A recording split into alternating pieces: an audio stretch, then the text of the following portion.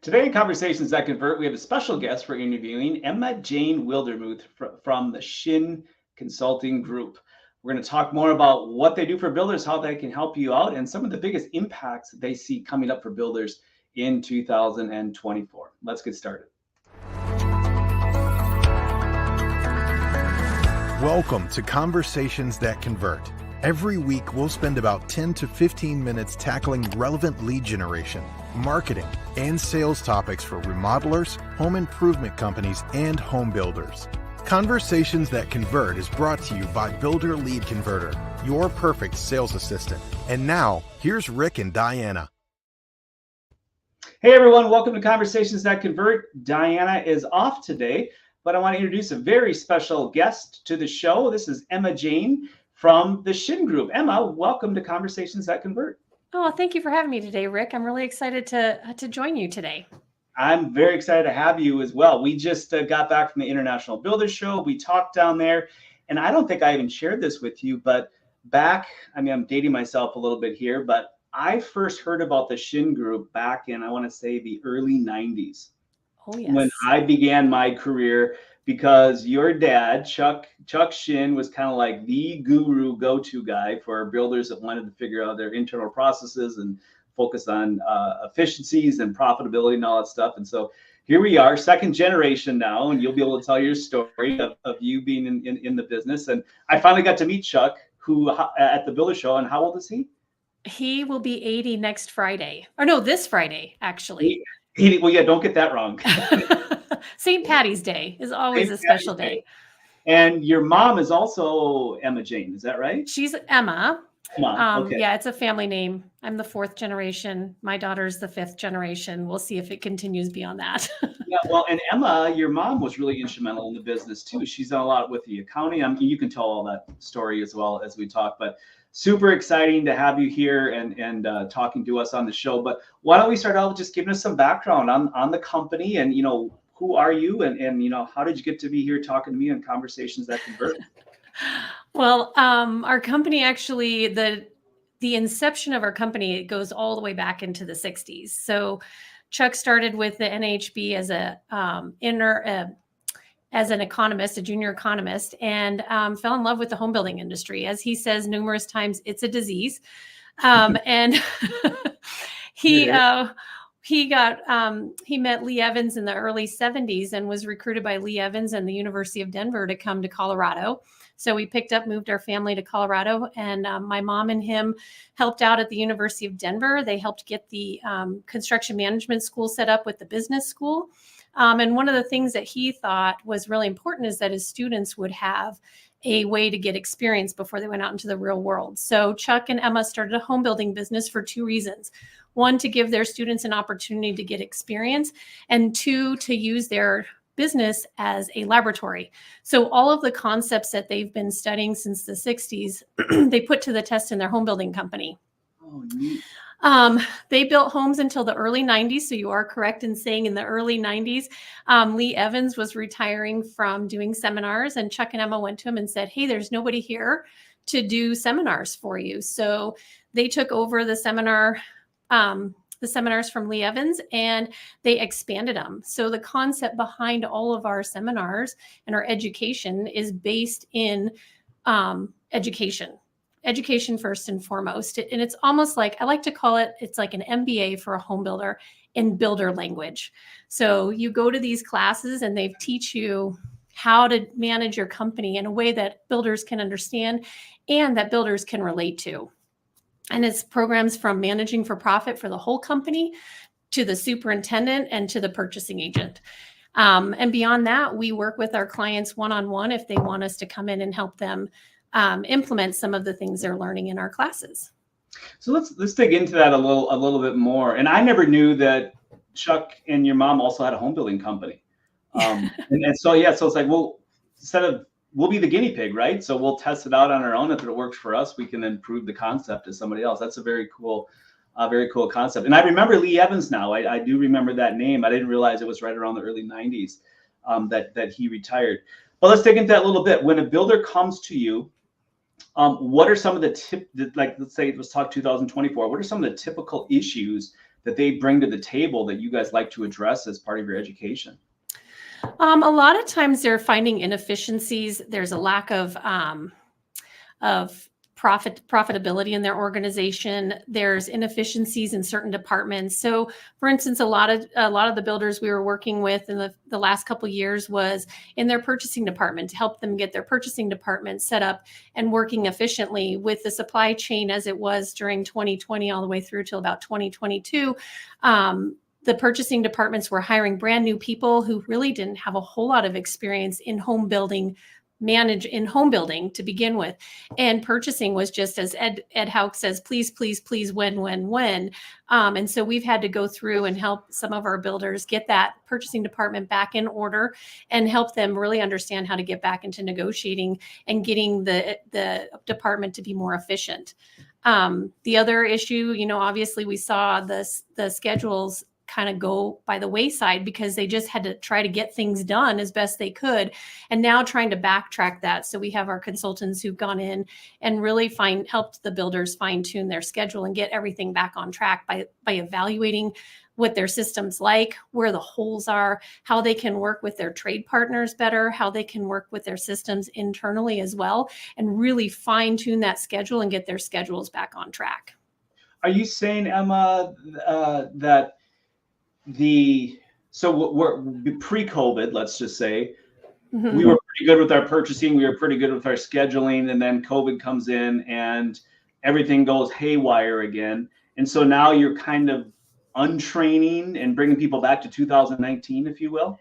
Yeah, yes, there's always room for improvement. And I think what COVID did was really show where the pitfalls were, where the holes were in the systems that were already there or may not have been as solid as they believed. In the past couple of years, what we've been doing with our builders is really helping them get back to the basics and understanding where they have to look in order to fine tune where their pitfalls are. So we'll look at, even looking at just the financials, a lot of times we'll look at a financial statement from our builders and be able to pick out where their inefficiencies are. And that's one of Emma's specialties. So a lot of times if we have a builder, we'll ask for them to send over their financials.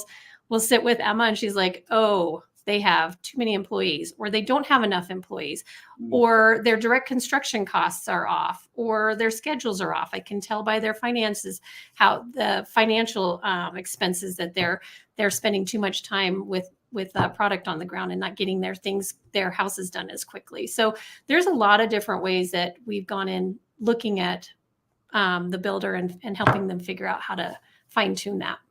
Well, and let's plug Emma, your mom's. Let's plug her book, the book that she wrote back in the early 70s. What's the name of it? It's actually right there on the other side of my shoulder, Accounting and Financial Management. I have it very strategically placed. So on all my webinars, you should be able to see that. Yes. She wrote the first edition, I believe it was in 1975. They rewrote it a couple of times. And then and without putting an edition number, and I believe that's the 6th edition she's written. It will be the last one that she's written. She'll be 79 at the end of April. So she doesn't have any plans to write any more accounting books. And the numbers don't lie, right? When you look at those financials, no, the numbers don't lie. So let's go back to purchasing a little bit. I hear this is the common story is that, inflation keeps going up. Trades keep wanting more and more money. Suppliers are raising prices. Obviously, the builder is saying, well, I need to raise my prices until they get to the point where now they're saying, I can't sell. I'm too expensive.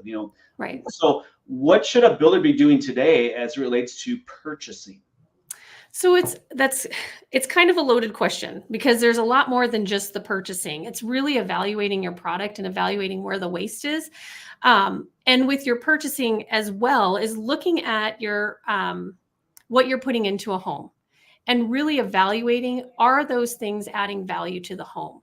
Or are there things that you can take out? And we've done a couple different webinars where we talk about the bones of your house and making sure you're building your envelope efficiently, and then really leaving the money where it needs to be to make the house look nice and welcoming, but also being aware that some of the things that builders are putting into their homes, the buyers don't have value for that. They don't value those things. And as builders and as owners of our organization, a lot of times, somebody was asking me, builders' homes that they build regardless if it's production or custom. It's literally their baby. These homes are their baby, and they want them to be perfect and beautiful. They're a representation of who the builder is, particularly with the builders we work with. We generally work with mid-size private builders.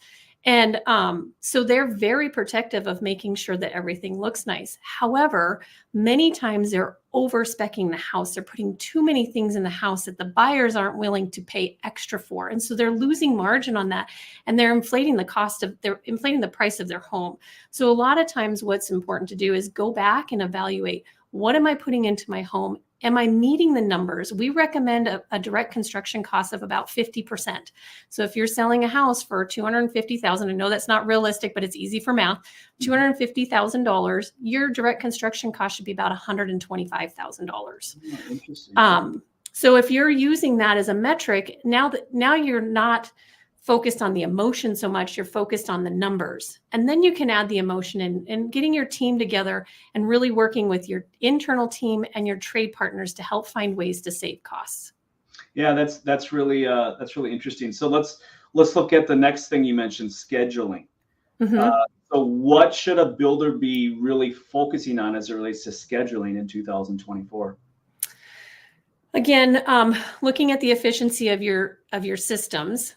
But working with your trade partners and working with your team to figure out where those pitfalls are. Where are you losing time? Really diving into the numbers on your schedule. Looking at your schedule and seeing, okay, how many times did we allocate for this amount, this particular part of the production? Let's say it's framing. How many days did we schedule for framing? Are we still staying within that same time frame? Or is our framer taking more time than they need? Are we, and if so, why? Really digging in and asking why. I know one of the things that we talk about in our classes, particularly Ed's favorite thing, is talking about the manpower report. And, when you go to kindergarten, what's the first thing that the kindergarten teacher does? They take attendance, right? Mm-hmm. Is Bobby here, Sarah, so-and-so and so-and-so? And then you have a full class.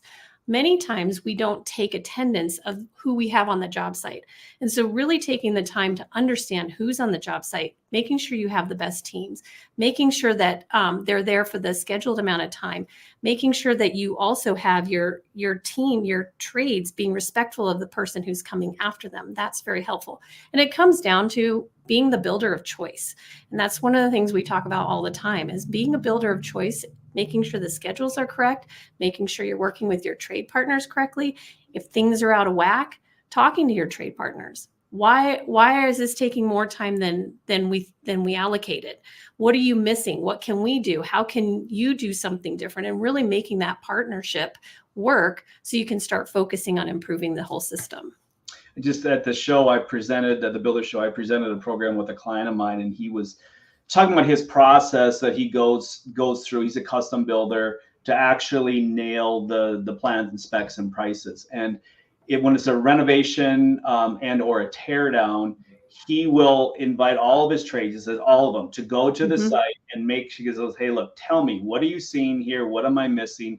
And he said, if I asked my trades to do that for every single bid they had to do, and I was only getting 30% of them, he goes, they would be really hesitant to do that. But he goes, one of the things I focus on is that I put everything in place up to that point to make sure that there's a 90+% chance I'm going to get this job. So when they go out there, they know that they are going to get that job. So going back to what you're saying, being the builder of choice, he tries to be that builder of choice with his trades. And also the other thing he recently said is that he now does job costing like every 2 weeks, looking for those variances between purchase orders and invoicing, and then working with his trades and suppliers to find out, okay, if there is a variance, why is it? What, was it a mistake you made? Was it a mistake we made? Was it a job soup that told you to do something that wasn't on, the purchase order, and why? So I think that's just great advice. Kind of you're exactly resonating what he mentioned as well. Oh, that's great. One other thing I wanted to go back to, which you talked about a little bit, which was the job costing, and looking at those numbers. So we take the emotion out of the numbers. So 50% of our costs should be job site materials, if you will. And So going back through NAHB, I went through the Institute of Residential Marketing. They gave us this equation that I still use to this day, and it's a value equation. So it's like for your consumers, what do your consumers value and what don't? So the equation was price performance divided by quality perception. So and the way I explained it is this: I said, go into a dollar store. So everything up and down the aisles is $1. Now you walk down that aisle and you might look at one thing and say, I wouldn't pay 50 cents for that, right? Right. In your mind, that your quality perception is lower than the price that's being asked. So value was not established. But in the other side of the aisle, you might look at that and go, oh, that's only $1. I'm willing to pay $1.25 for that. So now, okay, the quality perception was higher than the price asked, so value was created. And I say, now imagine that your lead is sitting across the table from you and you have plans, specs, and a contract, and you push them over there and they have a huge pile of cash that matches what the numbers on that contract. What you're asking them to do is to push that cash over to you because they feel like what they're getting in return is equal to or greater than the money they are exchanging. So going back to, the features and things you're doing in your home, if they do not see value in there, you're right, that's coming right out of margin. And I didn't do it about that way, but it's coming right off the bottom line. Right. Exactly. And we've had some builders who literally take all of that stuff and make it all option. They'll option all of it and see if buyers will buy it back. And if they won't buy it back, they're like, why are we offering it? Yeah. Why are we offering it? So sometimes, if you can get really crazy and take everything. And this is not what I recommend necessarily, but, taking some of those things out of the house and, you don't want to strip it down, you're afraid to strip it down, but maybe strip it down a little bit and take some of those things out and add your margin and sell it back and see if it has value to the buyer. And if it doesn't, take it out. Yeah, exactly.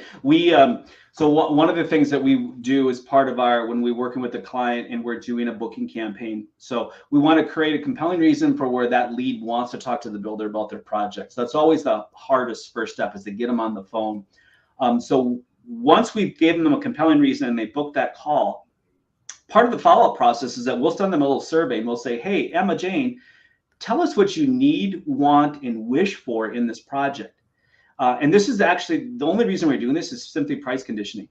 But at the same time, if there's a need there, that means that that's non-negotiable. I'm not doing the project unless I get this. And so I said, I grew up as more of a semi-custom builder. So everything was base price plus options. And one of the things I realized real quickly is that if I put too much emphasis on what we included in the base price and not enough emphasis on what they needed to have in the home, there was a real disconnect there. And they would look at stuff maybe we were including and say, I don't need that. That's not a need. That's not a want for that much. But at the same time, if they said, hey, Rick, this is a need, they're telling me that's a hot button. There's nothing more important than that. And if I did not have that included in my base features, they would look at me and go like, well, who would build a home that didn't include that? So I learned real quick. I'm like, you know what? I'm going to get away from doing base price plus options. I'm going to take everything they need. I'm going to make sure that's all incorporated in that lump sum number. And then I'm going to go for those wants and wishes and I'll option them out. So then now they're going to upsell themselves, but at least they know the needs are there. And also from a pricing standpoint, what I figured out was everyone had champagne taste in a beer budget. Yes. But if I presented the lump sum with the needs in it, I could hit the budget. Yep. So now it's like, hey, I'm collaborating with you. I'm working with you. Look, we can get this home or renovation project built for your budget. But these other things you listed here, now you can pick and choose which ones you want to include or not include. Exactly. And a lot of times I feel like, and we did a webinar with Lita Dirks, who's a designer. And one of the things she talked about is like really focus on the things they can't add later. Like there's certain things that should be part of it, if you can make it part of it, are things that are difficult to add later for the buyer so that they feel like, because a lot of times it's like they want to feel like this is the house that they want to fall in love with, regardless if it's entry level or luxury, doesn't matter. Whoever's buying, they want to love their home. And so making sure that you're looking at that consideration as well. And I thought that was a really good point that Lita made, is that making sure that it's something that that's difficult, like carpet, like, certain things that are very difficult to add later. We've talked about now scheduling. We've talked about purchasing. What are some of the other areas that you see like are a pretty big need for builders when they come to you, that is like, hey, this is some low hanging, some improvements on pretty easily? A lot of builders right now are focusing on growth, but they want to have smart growth, because and we've talked to several builders. They are excited about the opportunities that are coming up in the market. This is the best time to be a builder and the craziest time to be a builder, because of the potential there is for demand with the baby boomers moving and the millennials moving. There's a lot of demand. And as we saw in 2020, there's pent up demand that was just pulled forward because of circumstances. And now we have the issue with affordability, but there's a lot of builders who are excited to grow with a little bit of caution. Every 6 months since March of 2020, we've had something different hit us from supply chain to you can't be working, to affordability, to whatever. Everything's changed. So we have a lot of builders that are looking to grow in a smart way. And so we will work with them and help them manage their growth plan, help them focus on the things that are important, organize their team, help their team structure. And we do have an excellent Jim Weigel, one of my consultants here. He's great at working with a builder to really get their organization set up so that they can grow. And what does that structure look like? How does that lead? What leadership needs to be in place? How do I coach the owner? We're working with a couple builders who the next generation is taking over. How do we coach the owner and the second generation to really focus on, this was a mom and pop operation. We're in a position now where there's substantial growth opportunities. How do we make our organization a company and formalize everything? What are the things that we need to do to formalize that? So that's one of the things that we've been working with builders on a lot lately too, is really helping them get the structure in place, the disciplines in place, so that they can start to grow in a smart way. You made a good point there, where there's always that transition where you created a job for yourself and now you want to become a real company, right? And so what does that look like? So how do you work with your builders? It's like, so if I'm a builder, I'm interested in your services, what are the different ways I can work with the Shinn Group? Well, that's a great question. One of the easiest way to figure out to really get to know us is to take one of our classes. And we like to have everybody start there. Our next classes are in the fall. We just finished our spring session, but Managing for Profit is always the best place to start. Okay. If you don't want to wait all the way until our fall sessions start, we also do coaching, one-on-one coaching. We can do a mini audit where we'll work with you remotely and look through your financials and kind of start pointing out different areas you can work on until you have an opportunity to get to a class.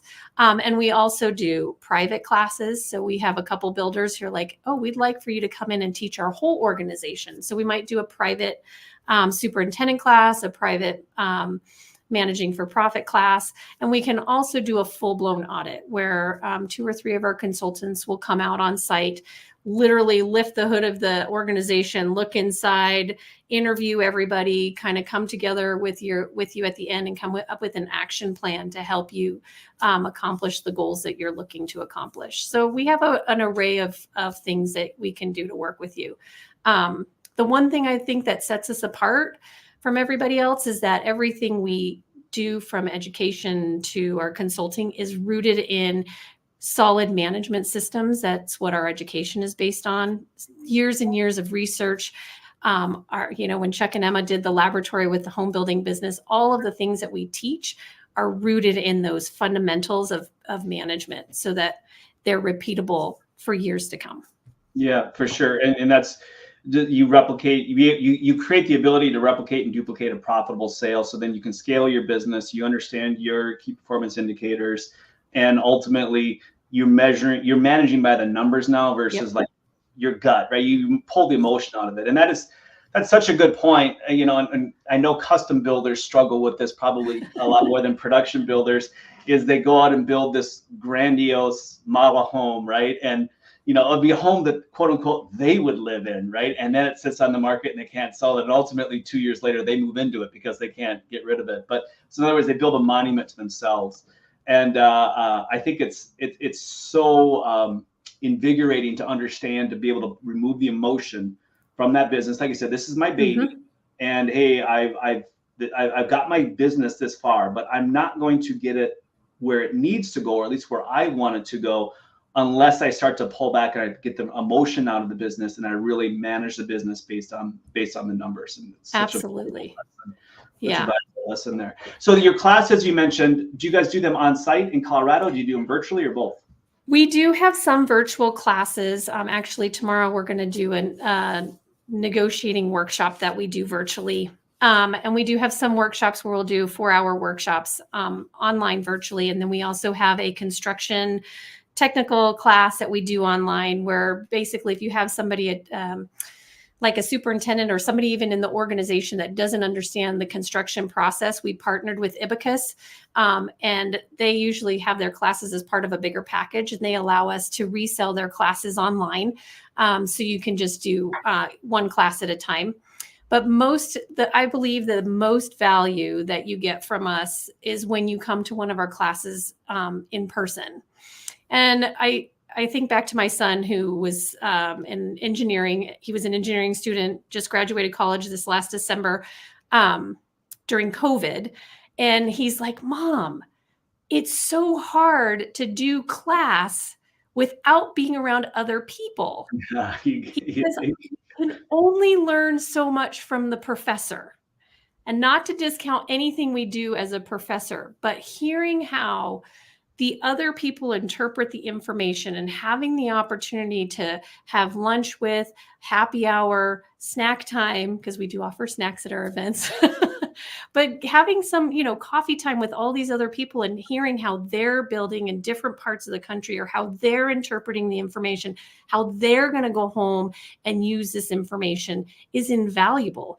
And not to mention that we've done online classes. And let me tell you how many people I've seen take a phone call while they're on Zoom with me and not listening to the class. They're missing out on 2/3 of the class because they've got distractions from their own office. And so at least when you're in a live session, you feel a little bad if you have to take a class and walk out of the room, but you come back and you're in that room and you're present 100% when you're taking a live class with us. That's so intuitive, because you're right. Is exactly right. I have 3 monitors. So if I'm doing, a Zoom class or anything like that, I've got a monitor over here, things happening, my phone's blowing up and things, and you do lose that focus. But just talking to your neighbor or another builder, saying how this is how we do things, or how would you handle this, or I'm dealing with this. Do you also deal with this? That's obviously the benefits of group coaching and having like that retreat. I know we have a mutual client, Danny B from Regency Homes, who just told me he was just in, I think, was it Texas with you guys? Maybe. Yes, in Austin, Texas, for a builder group. Yes. Yeah, for a builder group, and then I know he gets a ton out of those just by talking to his peers, in addition to the information that's being presented by you guys. Yeah. We actually have a really fun. I almost forgot about this one. We do an executive summit every year. And this one I'm really excited about. I've made up my own title for it. It's not the one that we've been advertising. But our topic is human intelligence before artificial intelligence. And that's going to be in Cape Coral, Florida on April 21st, 22nd, 23rd, with a opening reception on Sunday evening, the 20th. We'll have a guest speaker from outside the industry who'll talk about change management. We'll have builder speakers talking about different processes and how they've implemented technology, but what you have to do before you implement your technology so that your technological advancements make sense and actually help you become more efficient instead of hindering your efficiency. So I'm very excited about that program, and we have 10 spots left. And we're going to have breakout sessions. So we're going to break the group out. And I love doing breakouts because I like to look at the list of builders that we have. If a builder's coming, a lot of our builders will use this as a retreat, if you will. So they'll bring their management team and then they'll stay a couple days. We have one builder in particular that's they've got 2 divisions. They're bringing 6 people from each division, and then they're doing a executive retreat after they finish with us. But I'm going to break everybody up and try to keep it so that you're not in the same markets, so that you can speak freely. And we'll have 3 different groups that go to 3 different workshops. And then all this, now you've just expanded your network. So you've expanded your network to be able to talk to not only us, because once you become a part of Shinn, part of the family, but now you have this network of builders that you can talk to and reach out to anytime you have a question. If they want to come to, if builders want to come to your classes, they fly into Denver. Is that right? No, I'm sorry. We do in the fall, they'll be in Denver, but we do them in Atlanta, Chicago. We did one in Austin. We've gone to New Orleans. Okay. You go around the country. We go around the country. Yeah. The one in April is in Florida. So Florida's a beautiful place to be in April. Yes, it is. For sure. All right. So last question, any words of wisdom for a builder that's considering making some changes to their business here in 2024? I would say, be curious, and really take advantage of your resources and the people that are willing to help you. Make sure that you are paying attention to what's going on around you, and ask lots of questions as you're implementing change, as you're looking to the future. But there's lots of great opportunity for builders right now, and I'm really excited for their opportunities. We have some great resources on our website that you can check out if you are looking at doing anything new and different. But really stay focused and stay disciplined as you move forward through this next 5 to 6 years, because there's great opportunity for all the builders.